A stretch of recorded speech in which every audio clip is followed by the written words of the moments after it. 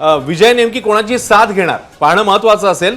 सध्याच्या घडीला काय इक्वेशन्स समोर येऊ शकतात, परमिटेशन कॉम्बिनेशन काय येऊ शकतात, विजयांचं एकूणात प्रचाराचा पॅटर्न असेल किंवा त्यांची एकूणात भूमिका असेल, काय तुला वाटतंय की कुठलं इक्वेशन हे जास्त शक्य आहे, त्याची प्रोबॅबिलिटी जास्त आहे? सोमेश, निश्चितच जर विजयने अण्णा द्रमुक आणि भाजपची साथ निवडली तर द्रमुककडून आणि काँग्रेसकडून पहिला आरोप केला जाईल की विजय ही भारतीय जनता पक्षाची बी टीम आहे आणि विजयला केवळ आम्हाला सत्तेतून बाजूला हाकलण्यासाठी म्हणून भाजपने इथे आणलं होतं, अशा स्वरूपाचा प्रचार हा विजयच्या विरोधामध्ये होऊ शकतो।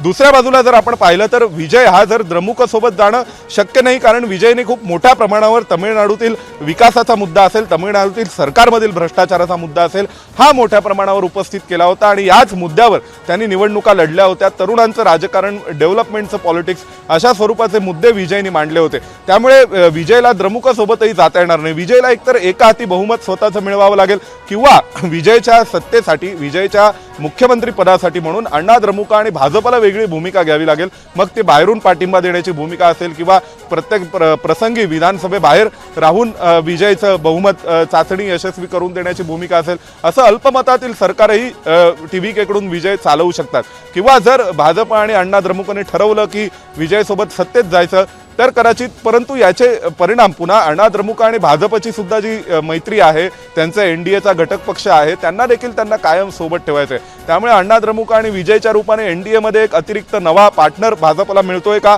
हे पाहावं लागेल आणि भाजप स्वतः सत्ताधारी होणार का, भाजपचे लोक तमिळनाडूमध्ये मंत्री होणार का, अण्णा द्रमुक सुद्धा सत्ताधारी होणार का? तर असं झालं तर जसं महाराष्ट्रामध्ये महायुतीचं सरकार हे रेकॉर्ड ब्रेक बहुमताचं सरकार आहे, तशा स्वरूपाचं तमिळनाडूमध्ये देखील या तीन पक्षांचं टीव्हीके, भाजप आणि अण्णा द्रमुक यांचं सरकार स्थापन होऊ शकेल। तसं नाही झालं तर केवळ टीव्हीके हा सत्तेमध्ये राहील, परंतु त्याच्या सत्तेसाठी, त्याच्या सरकारसाठी, त्याच्या सरकारच्या स्थैर्यासाठी त्याला कुणा ना कुणाचा तरी पाठिंबा घ्यावाच लागेल। या बाबतीमध्ये कोण कशी भूमिका बजावतं, द्रमुक आणि इंडिया आघाडी विजयकडे कसे पाहतात, दुसऱ्या बाजूला एनडीए विजयकडे भविष्यातला आपला मित्र म्हणून त्याप्रमाणे की विजय कुणाची साथ घेणार यावरती केवळ तामिळनाडूचं राजकारण नाही तर विजय यांचं लॉंग टर्मचं वैयक्तिक राजकारण सुद्धा अवलंबून असेल।